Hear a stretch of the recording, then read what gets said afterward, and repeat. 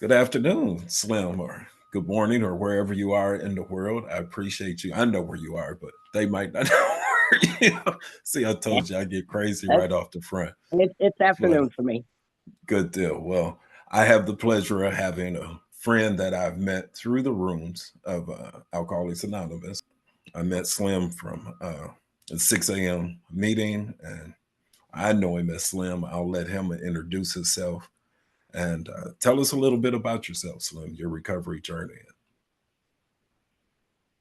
Oh, well, first off, thank you all, Wendell, for having me, and letting me participate in recovery. And hopefully something I say can be helpful to someone else.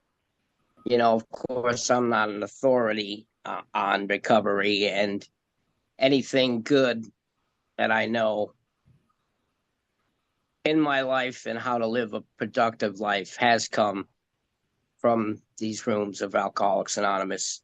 And from my belief is the guidance of a loving God, whom I choose as my higher power.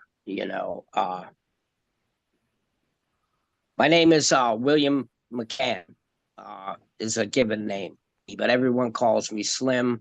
I've been sober as of today, 3 years and 8 months. Wow, My congratulations. sobriety date is November. Well, thank you. And like I said, too, that's God's grace and the program of Alcoholics Anonymous. Um, Before I came into Alcoholics Anonymous, my life was a mess, that I made that way. Now I had all these reasons why it was that way, and it was always something or someone else.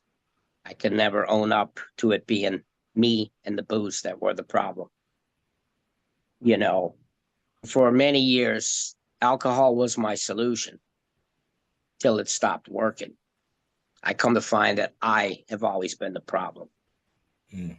My insecurities, my beliefs, my going alone, trying to think that I had all the answers, was the answer. Um, my way or the highway kind of living, and I ran my life, as they say, the whole show right into the ground, right? I Wow. was not as tough as I thought I was. I was certainly not as smart as I thought I was. And far from perfect that I thought I was, right? And when I came into these rooms, I had drank for decades, right? Mm. Yes, And I sir. want to know how this happened, right? I didn't just have one bad weekend. I had some bad decades, and the jig up, so to speak. You know, I like to lie to myself. I'm not that bad. Everybody does it, you know, and I always had an excuse why to not stop drinking. And the biggest lie I told myself was that I could stop anytime I wanted to. I just wasn't ready to stop. Right, right. Come to find now, of course, that was furthest thing from the truth. I caught alcoholism in these rooms, Mm. being taken through the book, right, of Alcoholics Anonymous, and listening to other people that I grew to identify with. See, when I first came in, I was delusional, full flight from reality, right, and complete denial that I wasn't like you people, that I didn't act this way, and didn't know what my problem was. Obviously, I knew I drank too much, and it needed to stop. Mm-hmm. But of course, when you took the booze away, and all I was left with was myself, I had to realize that, when you said alcohol was but a symptom of what ails me, certainly rang true. Because when I stopped drinking, I didn't know what to do with myself. I didn't know who I was. It seems that drinking was my identity, right? Everything I did involved drinking. Mm-hmm. You know, fishing was what was disguised as drinking. Hanging out at the beach, disguised as drinking. Playing golf was disguised as drinking. Dating was disguised as drinking, right? Because I Right. was always with somebody who was just like me in a sense, right? And it was easy to point fingers at friends, uh, the job and the boss, the living situation, and even the relationship I was in, right? The partner had the problem. No, I was the problem. I was the problem all along, right? And Awesome. who wants to admit that, Right. right? Right. But y'all exposed me for what I am, which is a full blown chronic alcoholic. And I know that now, which Awesome. is a blessing, because before I knew and learned about alcoholism was, of course, I had all these preconceived notions of what an alcoholic was. And it certainly couldn't be me, right? Right. But I come to find that I am that selfish, self centered, ego, prideful, driven person who, yeah, when he doesn't get his way, well, that's what I turned to, right? It was the Page answer to all my problems, the page negative 62. and the positive. Sure. Yeah. You Page know, 62. I Selfishness and mean, self-centeredness. when things did not go my way, I drank to an oblivion, try to forget them and blot them out. When things went my way, I drank to celebrate. Look what I did, right? And of course, when anything, like I said, I blamed anyone and everyone except me in the drinking, including God, how he Wow. had it out for me. And life was just unfair, but today I realize that my life went south due to a series of poor choices, bad Yes. decisions, Yes, sir. right? And doubling down on my know it all attitude, you know, that things would just go well if you would only, and you can Wow. insert you anywhere you want, right?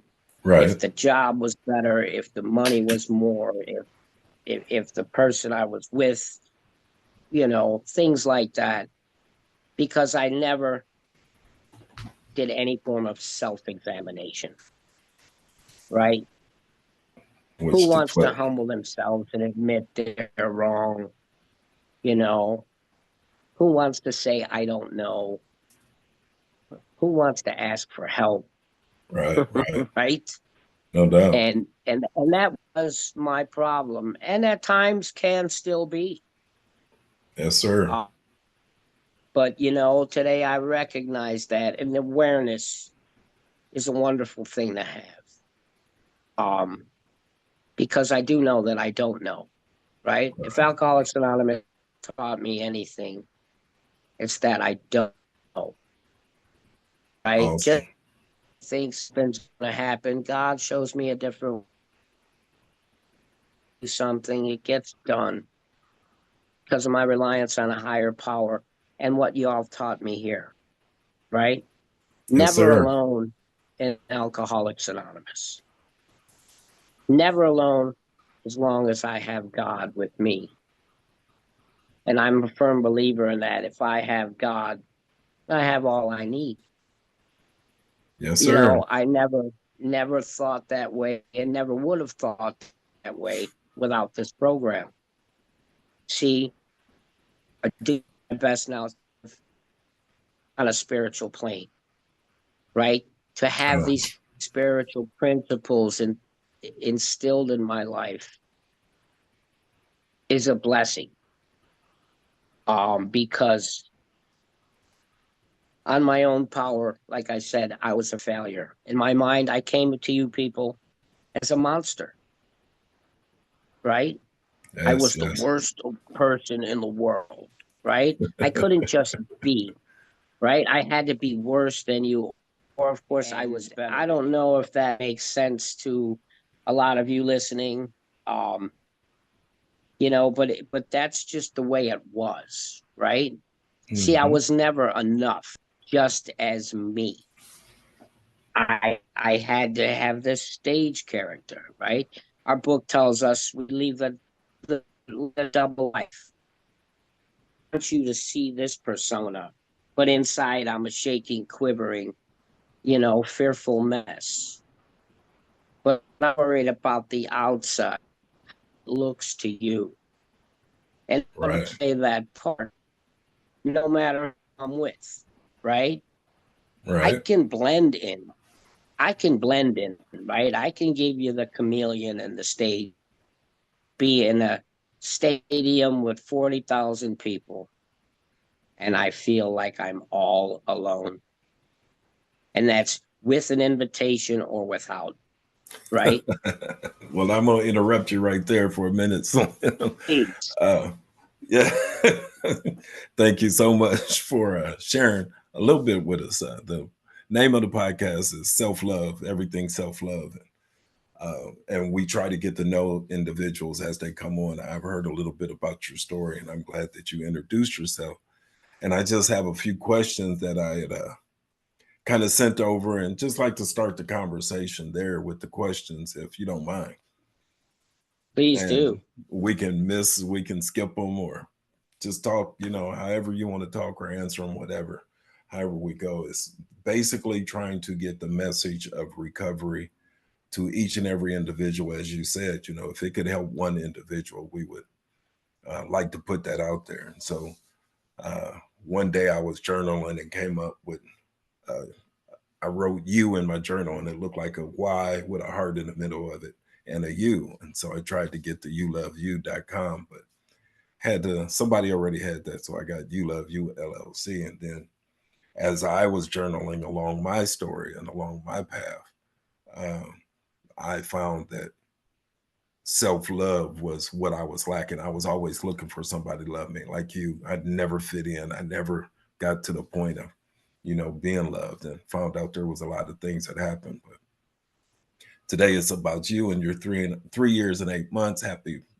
sobriety birthday to you. And the first thing is, what has been the most important aspect of your self love journey in maintaining 3 years, 8 months plus years of sobriety? So, what important aspect? What got you? What really got you to start dealing with self love? Well, I believe what got me started was when I showed up in the rooms, there were people who exuded that, right? See, I was broken. I had no self esteem. Um, didn't realize the ego driven ways that I had, you know, Yes. and people were genuine. I mean, they were laughing. I hadn't laughed in a while, Wendell, right? They were Yeah. smiling and they were comfortable in their own skin. Wow. And as much as I did not understand that, it was recognizable, Hmm. right? Like I was seeing it in these people Right. who welcomed me with open arms, open hearts, even open ears to Yes. listen to my mess, right? Right.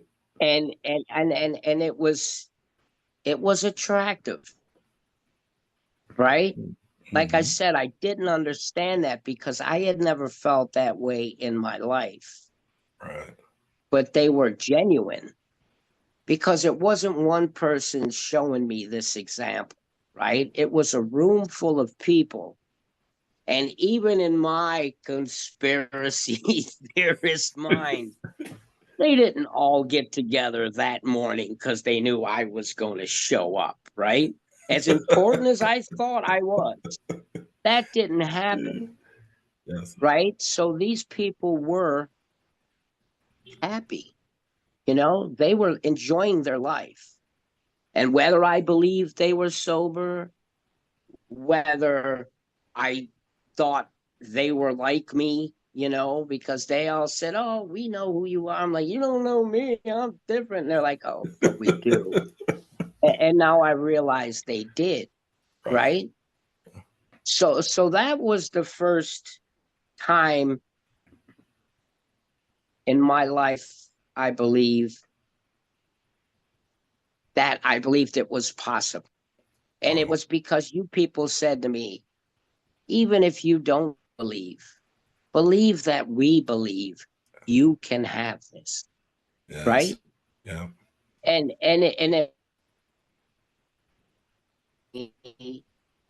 right? It was young, it was old, it was male, it was female, it was white, black, yellow, and red. They were just having a good time, right? Yeah.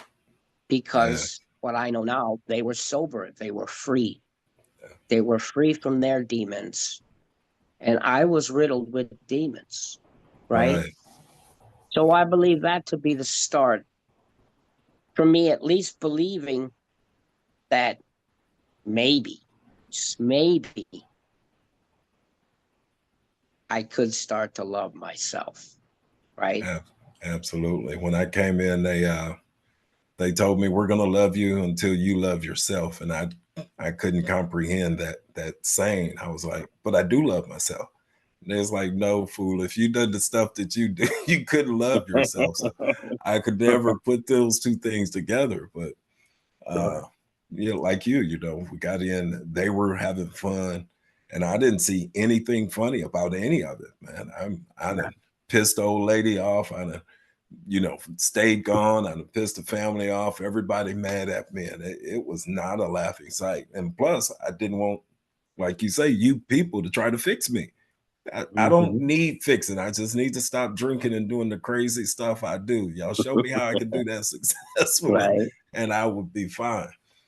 Anyway, I appreciate you giving me that portion. The next question that I had was, how has your recovery journey influenced your understanding and practice of self love? I think we kind of talked a little bit about that, but go. Right. Well, through the inventory process, right? 12 steps of See, Alcoholics Anonymous. yes, absolutely. The 12 steps themselves, but a lot changed for me actually in step 4, right? See, when I came in, like I said, how I was broken, right? Mm-hmm. My father was an alcoholic. I'm a child of an alcoholic father, a child of divorce. Okay. So I had these things in my mind, I needed my first drink, let's say. That makes sense to It people, does to right? me. Because in my mind, the world had wronged me. And if I was only born into a different family, or if we had more growing up kind of things, I would have been fine. I had these insecurities and feelings of, how, of course, life just wasn't fair.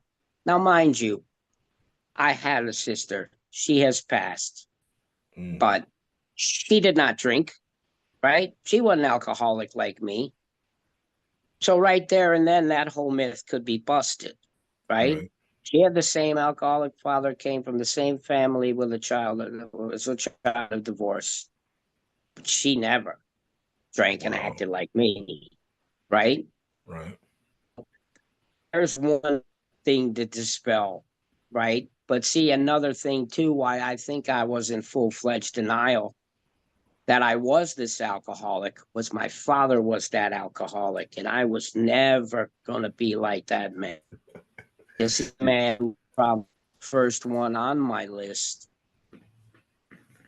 And of course, I didn't want to be him. So therefore, I'm not an alcoholic. He's the alcoholic, right? I'm not this Right. person. Yet I grew up to be exactly like him. If I had a And dime through, for, go ahead. If I had a no, no, dime for please. every, if I had a dime for every time I've heard that or I've said that I refuse, I'm not going to be like my parent or Sure. my dad was an alcoholic as well. If I had a dime for every one of those times that I've heard that in these rooms, or said it, we'd both be millionaires now, because Oh yeah, that's billionaires most of for the sure. stories. Yes, that's Hmm. mostly the story. But yeah, And go ahead. so as I was saying, through good, strong sponsorship, and some of the guys who've been there before me, you know, I start to complain about these things, right? Tell them about my dad and my dad. And, I remember one day saying how he never did nothing for me. And my sponsor says, so when you were in grade school, you walked there naked. What you talking about? Like, no, that's shoes, that clothes. He said, oh, okay. He said, you slept outside in the wintertime, right? I said, no, I was had a roof over my head and heat. He said, okay. So this man who did nothing for you, fed you, clothed you, right? You had a safe place to live. And Yes. right, let's get it back a little bit, right? Of course, it's not that bad, right? Because it's 6 and 7 years old. I'm not buying my own clothes, and I'm not going to the grocery store. Right. This man worked his whole life, did the best he could. You know, he just was a sick man. Yeah. Oh, I never thought about that. And one of the key things they said to me is, so you're unwilling to forgive him, but you're in here asking for forgiveness for everything you've done. Wow. Oh, right? I want all these people to forgive me, and to get off of my back, and pretend that I'm doing nothing wrong, Yeah. but I'm willing to forgive someone, who did, because I see me at this point, I'm still blaming it all on the booze, right? Yeah. If I Yeah. wasn't drinking, that wouldn't have happened. Right. Right.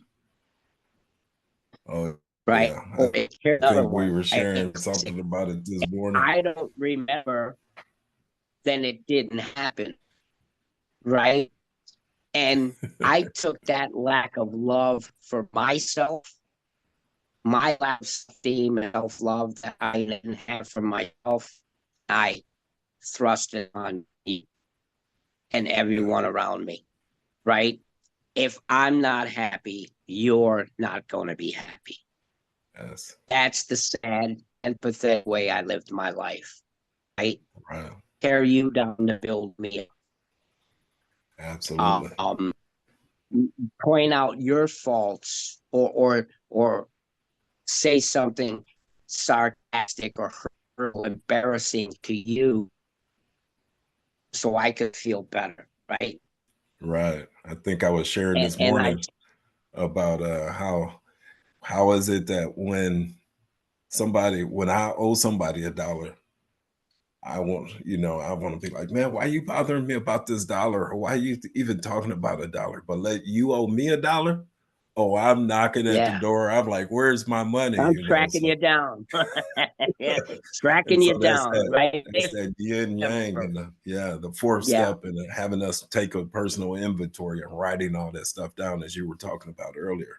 And then later on, sure. the fifth step, so that inventory and looking at how, although I didn't want to be my dad, I ended up being my dad, and how I always wanted to blame them. But we got to let them make it, man. I had to let them make it. For me to Right, be free, I right, had to let some people make it. So right. that is awesome.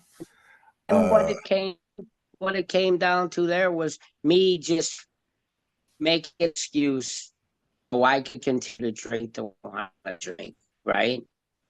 And to be this obnoxious person that I was. That, of course, I can't see, but everyone around me sees it. And when they try to point it out, oh, I don't want to hear that. Right? I'll no, say whatever I want to you. Don't care about feelings being hurt. But if you say something to me, oh, I can't believe they would even care, and yeah, that yes, indeed. false sense of entitlement and insecurities that covered up my emptiness. See, because I can't admit to you that I hate myself, right? Or that I don't love myself. Right. But it shows in the way I talk and treat people. And I'm so blind to it, you know. Right. And But my once excuse was it was the boost. Right. But once we got in the rooms and we took that inventory, as you were talking about, and for those that don't know what we're discussing about the big book of Alcoholics Anonymous. There are 12 steps in there. And one, I won't try to read them all off. I'll put a link in the chat here in a little bit. But the fourth step, we took an inventory of all our harms and all the people we were angry at and all the things that we've done. And it also includes your sexual inventory and your fears the book talks about no one wants to take this step and no one wants the self-leveling of one's pride, which is required for the successful consummation of this program.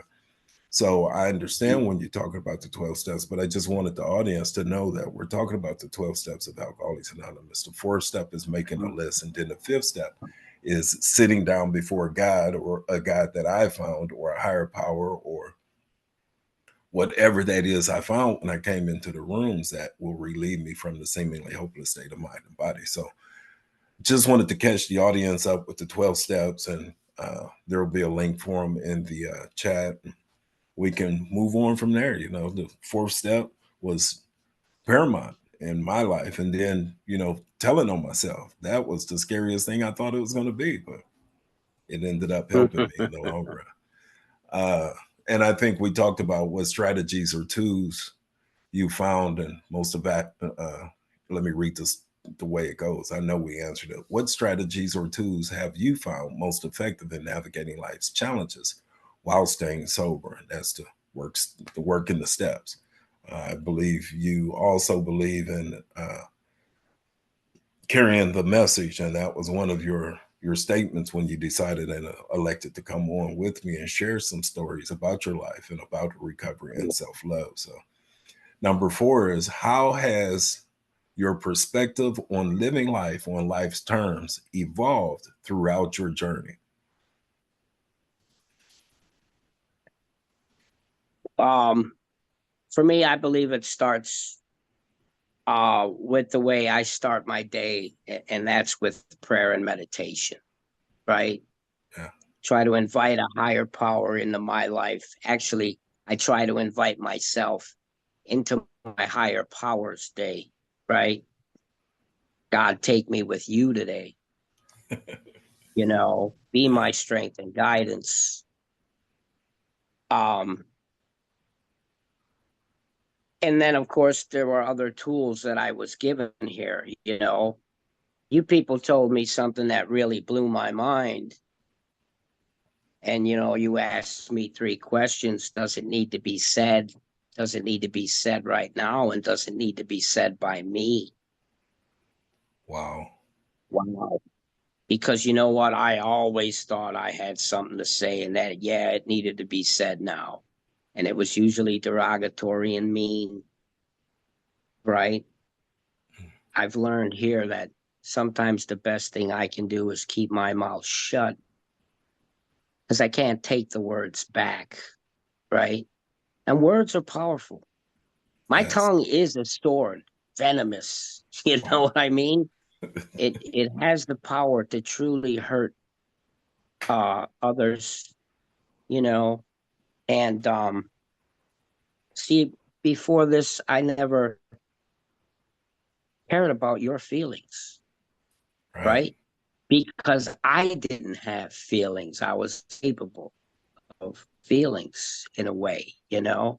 Oh, I knew when my feelings were hurt, but I didn't think about yours because, again, with the lack of love I had for myself, your joy didn't mean anything to me.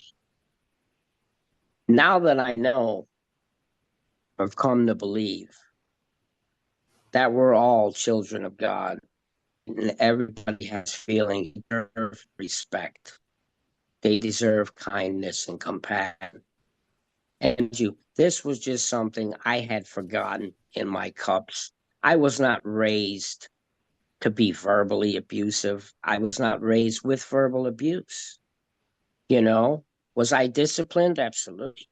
You know, but I had a good, strong mother, you know, who held together. She was a school teacher, member of the community. All the kids were always at the house being tutored. When their parents couldn't find them, they were there. She always taught me, you know, yes, ma'am, no, sir, please and thank you. You know, like Yes. I had all this instilled in me.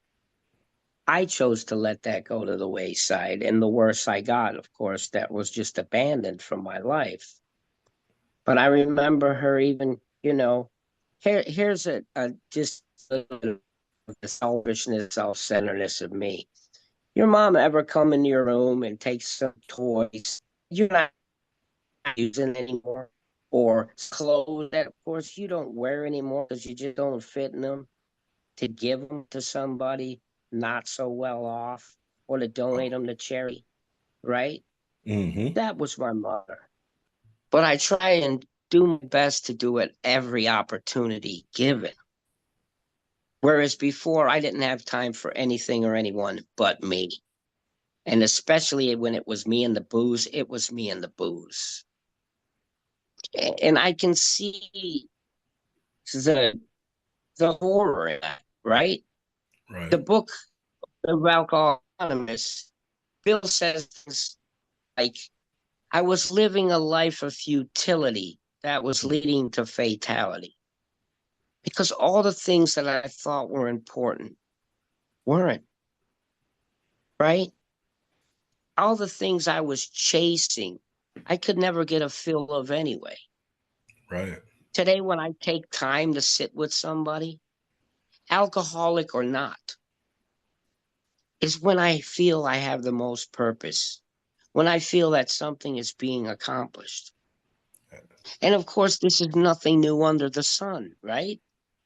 There's many people who do charitable work, who donate their time and all of that without even having to work at it. For me, I had to get into service, and I was put into service when I got into Alcoholics Anonymous Wow. because it was recommended. You know, if you're doing something for someone else, you're not sitting around thinking about yourself.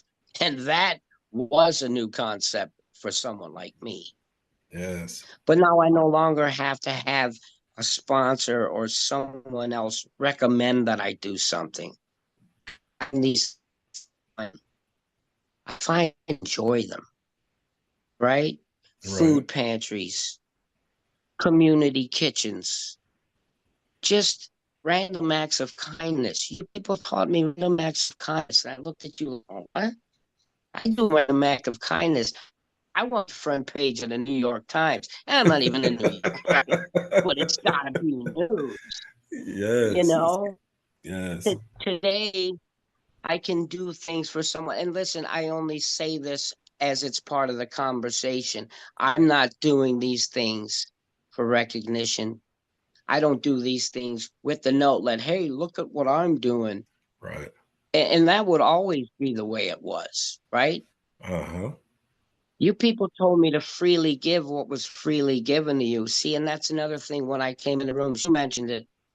Love me till I could love people, strangers I never saw before in my life, saying love and let me help you. And my thought is, what are you up to? Right? Right. Right. What's Right. in it for you? Because of course I always had an angle or always had to get something out of something. Most Thank definitely. God I don't feel like that today and think like that anymore. And Well, I I think believe that that's a form of self-love, right? absolutely. Just doing for somebody else because it's the right thing to do. It might make their day a little better. Yes. What I a was in a program. I went to a mentorship program as far as for some business, and he had talked about giving $100 tips at times. Now, of course, this guy was making some mega money, but and he said, just think about it for a minute. If you gave somebody, a waitress, $100 tip, And she went home happy. She was happy she got it. She went home and got the kids some of the stuff that she wanted. The kids was happy. They got a good night's rest. They went to school and the teacher's trying to figure out what's wrong with them and they got off. So everybody wins when we do acts of kindness. And so that's why I came up with the Yes.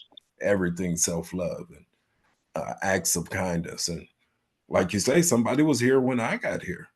Somebody keeps the doors open on a regular time. So I'm pretty sure you answered the perspective on living life on life terms, evolved through your journey. You continue to give back into the program. The book, The 12 Steps, says, having had a spiritual awakening as the result of these steps, we tried to carry this message to the alcoholic who is still suffering and to practice these principles in all our affairs. So that is absolutely fantastic. I'm going to jump to the seventh. So the next two questions, I'm pretty sure we answered. Can you share a specific moment or experience that tested your self-love and sobriety and how you overcame it?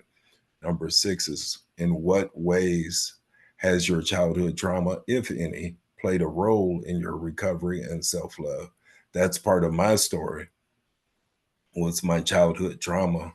And it took me 59 years. Well, I'm 61 now. So it took me almost 59 years to figure out that the coping mechanisms and all of the tools I used back then to make it through life and to change my feelings and everything that alcohol did for me later on in life was things that helped me along the way. And so I came from childhood trauma. So question 7, how do you prioritize self-care and self-love in your daily life as someone in long-term recovery?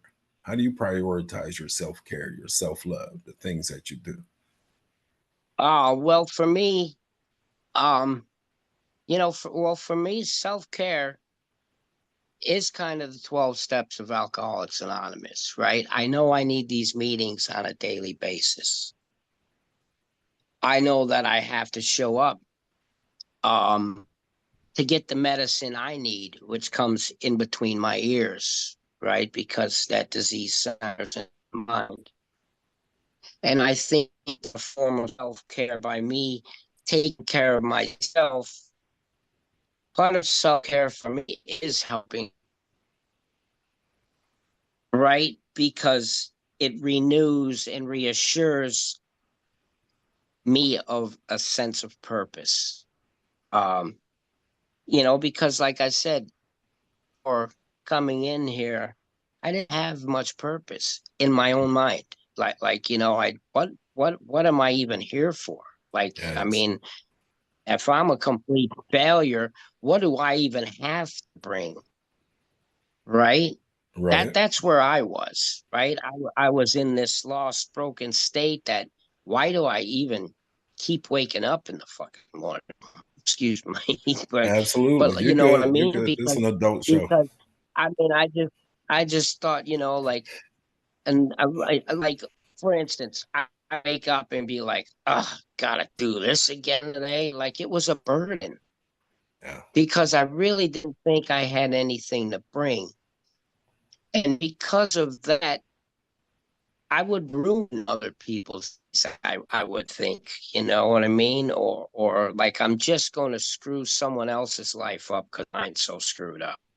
Hmm. Today I don't feel that way, and I believe that if I am doing my best to help someone else with whatever it is they need, the most mundane things, these amazing things, whatever needs to be done, great or small. If I'm putting my effort towards another person's well being, then I'm going to be well today. Yes. If I'm still seeking what I think I need or going after what I want, I am going to suffer. And when I suffer, it's just a matter of time before people around me suffer, right? Absolutely. Because I'm going to be back to that I'm taking it out on you thing. And Hmm. sometimes I don't even realize I'm doing it, right? I mean, it these days it's not malicious. Right. When I was in my cups, it was malicious. If it was malicious, it didn't matter to me anyway, right? Hmm. But I can still do those kind of things unintentionally. Stone cold sober. Yep. And yeah, right? Like I mean, and not realize it as I'm doing it. Doesn't take me long to figure it out when I see the disappointment in someone's face or the change in their attitude. Like Right. I can't, like they didn't even get it out yet. Like I don't believe you just said that to me, and I'm like, oh, I wish I had that back. Or oh man, that was so insensitive, right? Hmm. Like I don't do things to hurt people maliciously anymore, but yet I find I still can if I'm not in that spiritual kind of mindset, right? Right. Right. I can still manipulate, intimidate, or dictate a situation to get my way and step right on your throat without like even realizing that I'm doing it, so Just to to get speak. yours. Uh-huh. Oh, that'll work. Now let me That's see. and I think that's just a trait of a deep seated kind of now and then, yeah, I'm still that selfish, self centered person. My sponsor has a way of saying to me at times, what's your real motivation here? Right. Right?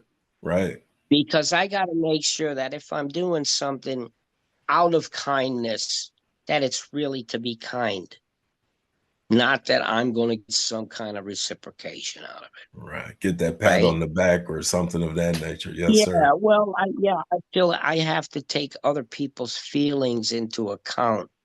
Hmm. And I'll be honest with y'all, that is not my strong suit, you know. And left to my own devices, I'm still going to look to get my way at all costs. Absolutely. And that cost I come to find is way too high, right? Not only for the other person and their feelings, but for my sanity and my sobriety, I cannot operate that way. Yes. Or I will drink again and I'll be right back to where I was, Well, we're going to right? continue to work with each other and try to figure that out. The next Sure. question is, what advice would you give to others who are struggling with maintaining their sobriety while also practicing self love?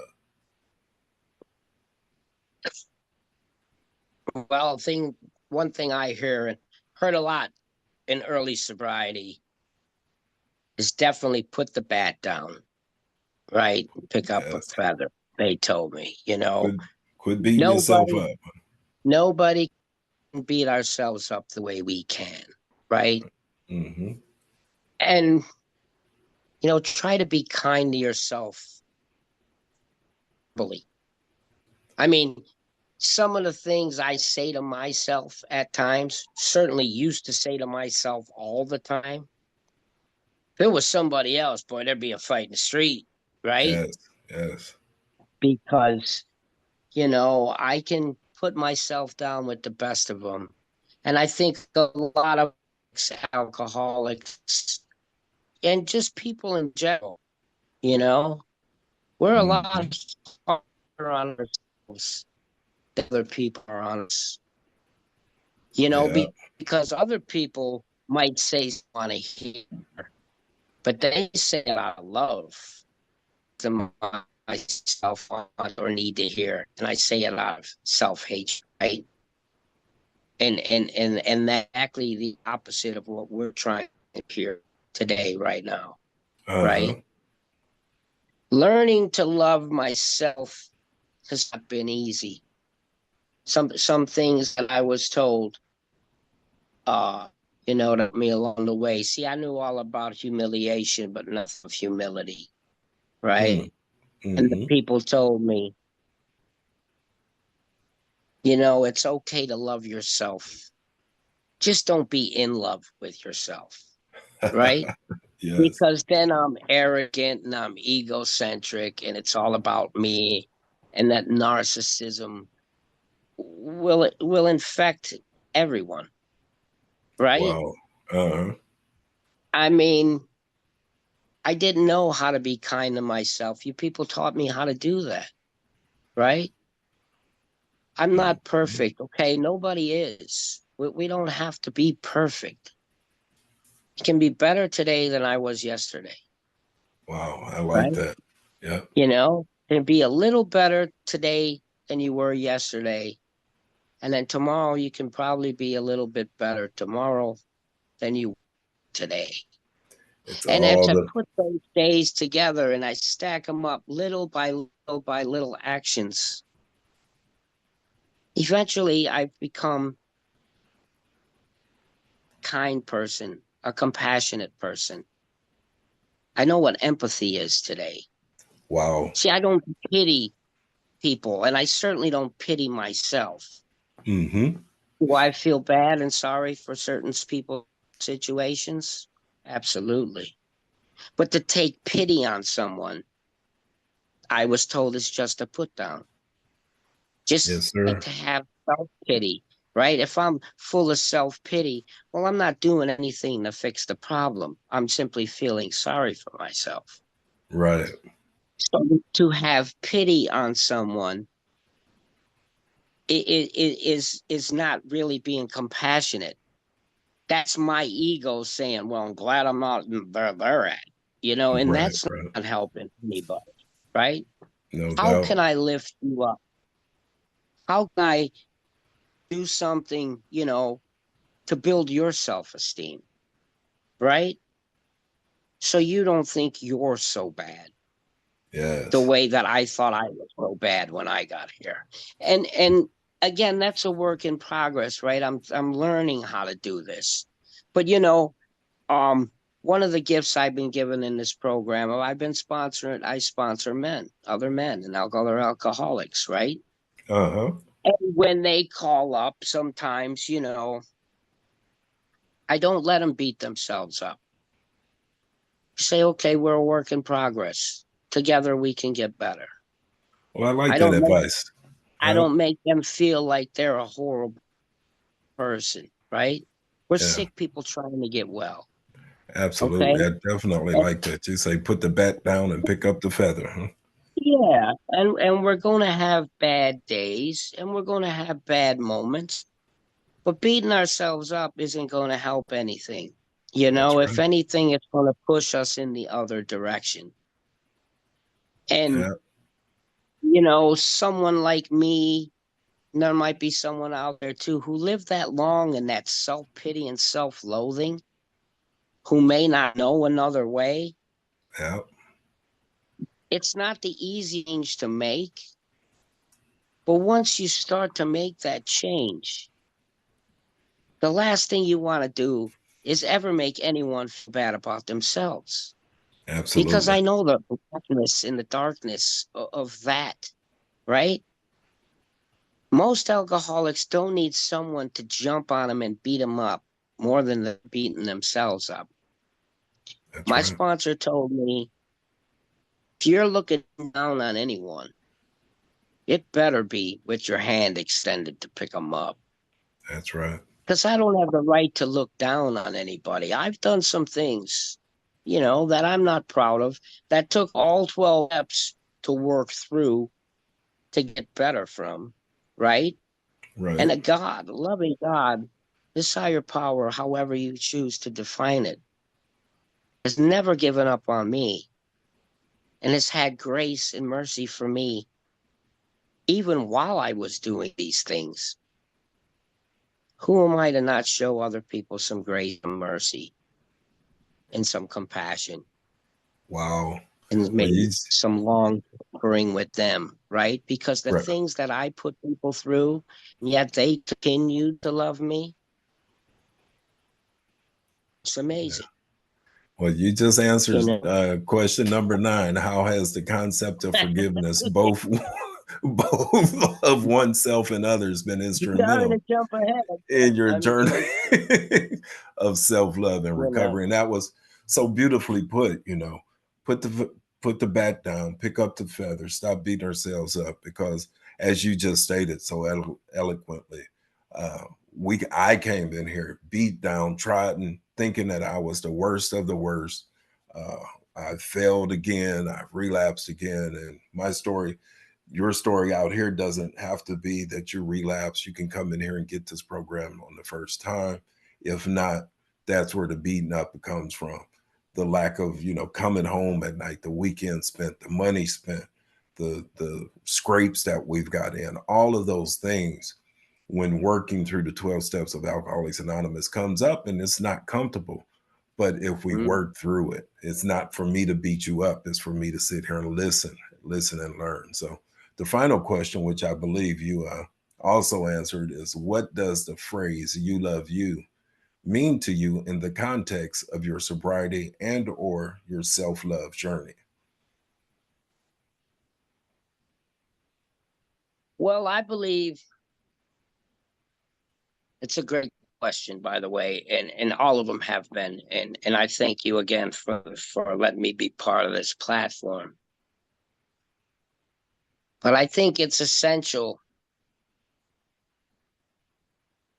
that I love myself because I was created by something so much greater than me, right? Right. Not in the mind that I was going to be perfect, not in the mindset of this person is put on this world to hurt other people, take advantage of them, right? If something loved me so much to make me, Hmm. and the way I was raised to be respectful and kind, you know, um, people who took time to do that, right? Grandparents, family members, people in the community when I grew up, coaches and teachers, things like that, who did their best to mold me to be a person with values and with a certain dignity about them. Right? I did not grow up. One of my childhood dreams was not to be an alcoholic. Right? I believe that most of us agree with that. But unfortunately, that's what I ended up. And it tore away a lot of the things that I was brought up to practice, right? Right.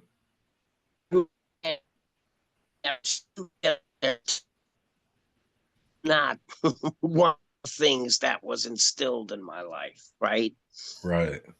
I was raised by people who gave, by people who knew words like compassion, love, and kindness, right? Who Right. had patience with me, who had tolerance for some of the things that I've done, right? That's love. I come to understand and know that was love now. Back then, I didn't understand what that was. I wasn't capable of these things. You know, you love you, in my mind, means being comfortable in your own skin, Talk to me, being sir. Talk to good. me. Well, being good with exactly who you are at this moment, right? Today, I am enough. I have enough. I do enough. I can believe that in my mind. I truly believe that in my heart. It was never like that before. And I believe the creator, as he made me enough, Hmm. right? On every level, if I would just apply myself to be that enough. Right. And in my cups, I took every shortcut, tried every loophole. I would look for every means to get over on you, right?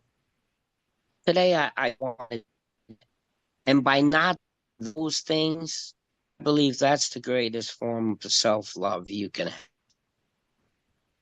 I Wow. Well, don't have to lie, cheat, and steal to be enough.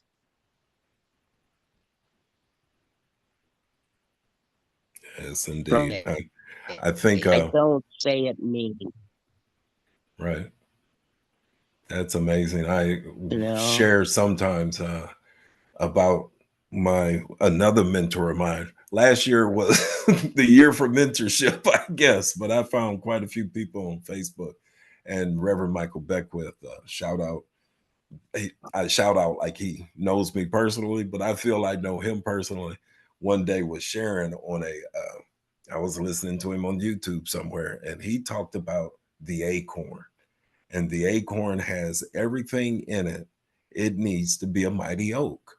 Now, I grew up Mm, around oak trees and I didn't realize, I didn't put the two together. You know, you can see an acorn and you can see a mighty oak tree, but the journey that it took mm, to get there, and an acorn to be a mighty oak, all it needed was the right environment. And he goes on to talk about an avocado tree. An avocado seed makes produces avocados. Rose bushes produce roses. You know, things of those nature. So he put the same thing. The Creator put the same thing in me that He put in each and every one of those. And if my environment is better, if my environment is right, then I can be what I'm supposed to be and not what I used to be for me as an alcoholic. So when he explained that, I was like, man, is it that simple? Because you know, I jumped up and down, turned around, ran back and forth to church and all the things I could. And it's that simple. That for me today is that simple. And that's what I found through the 12 steps of Alcoholics Anonymous. I found the power greater than myself that could restore me to a seemingly hopeless state of mind, or restore me from a seemingly hopeless state of mind. So the acorn and the oak tree really brought new hope, new life into me because it was so simple. And I know that the Creator created each and every one of us to be the people that we're supposed to be. And you know, I have a friend that says the 10 commandments was for those who knew how to do the stuff, but alcoholics needed another 12 steps to get back to what the 10 steps told us to do. So sure. I appreciate it. Any last report, any last words or anything on everything self love, your recovery? Again, I appreciate you coming out. I appreciate that you do happy birthday once again, or sobriety. Uh, and just share, you know, any last remarks as far as anything that you'd like to share with us. Well, I would just like to say to anyone out there who may be struggling, who may be doubting themselves, and who just doesn't feel this can work for them, that I've been there. And that when I look to this program, there's everything I need to get me to realize that everything you need is in you already, like was just spoken about that acorn. You are enough just as you are, and you could start from wherever you're at to become the better version and the best version of you that the world has may not seen yet, and maybe that you haven't seen in yourself yet, right? Because I was a firm doubter in change was even possible, you know, and through nurture and nature, I believe I'm becoming the man I'm supposed to be. You know, you are enough. You just maybe haven't realized that yet. And if you take the time to let people love you till you can love you, you'll probably find, as I have, a greater love than I've ever known was possible. Because there's something much bigger than us that feeling that to come out of you if it hasn't come out of you yet, because it is already in you. That's about it for me, Wendell. Um, Wow. I could not have said that better. Man, I could have probably Man, that's fantastic. Well, I do appreciate you once again. And I must also say that we did meet on a Zoom. If you are looking for a meeting on Zoom or wherever it is, there's countless references and things about that. And if I'm not mistaken, Slim, you do go to outside meetings more so. I mean, you attend Zoom, but you do attend in person meetings as well. I go to live meetings every day. I go to a 7 a.m. Live meeting at the Anchors Clubhouse here in Key West, and the 8 a.m. as well. The 8 a.m. is my home group. The 7 a.m. is called Get the, because the early bird gets the worm. And I love to start my day with meetings. And my 8 a.m. meeting in the garden of the AA Clubhouse down here, all acres away, is the attitude adjustment group. And that is Wow. what I need every day, is just a proper adjustment, you know, and starting my day with those meetings puts me in the right frame of mind to carry myself as my creator would have me throughout the day, right? It sets the tone for good things to happen, you know. I mean, I do go to plenty of meetings throughout the day, you know, but I mean, by starting my day, I seem to get into that spiritual frame of mind. It's good feed, I guess you could say, to bear fruit throughout the day. You know, Wow. when I start my day with a positive note, positive uh instruction, um spiritual ways, thoughts the day, I'm much more capable of being sane and sane throughout the day. And then I can spread love to others. You know, if I am miserable, unfortunately, I tend to make other people miserable. So I don't want to be miserable anymore, right? Right. Be the light in one's darkness. Here's a saying that I love. It's a reading that I found. And it says everybody wants to be the sun, right? Why don't you try being the moon, the light in somebody's darkness? And I really love that, because Wow. there's some people out there in some dark places. And you know what? All we got to do is help them turn this. Try to bring light to somebody today, no matter where they are, no matter where you're at, no matter what the circumstances might be. The sun is always shining, even if it's behind the darkest clouds, right? There is light out there. And I just try to be the light in somebody's dark day to the best of my ability, you know? Wow. Yes, sir. Well, again, man, I cannot thank you enough. As you start your day, I start my day around 4:45. Here lately, it's been about 5 o'clock, and I'd be late to my 6 a.m. meeting, but I'm gonna get back on the schedule. I start my day around 4:45. I do a head blessing and a prayer, and then a meditation. I read a little bit of spiritual uh, literature, whether it's the big book, whether it's The Science of the Mind by Ernest Holmes. Don't ask me. Please don't ask me. I don't. They say the grouch in the brainstorm is not our is the dubious luxury of other people. So anyway, I read a little bit, then I journal a little bit, and I jump on the 6 a.m. meeting where we met in a Zoom room. And I appreciate you, and you always have something positive to say in the meeting.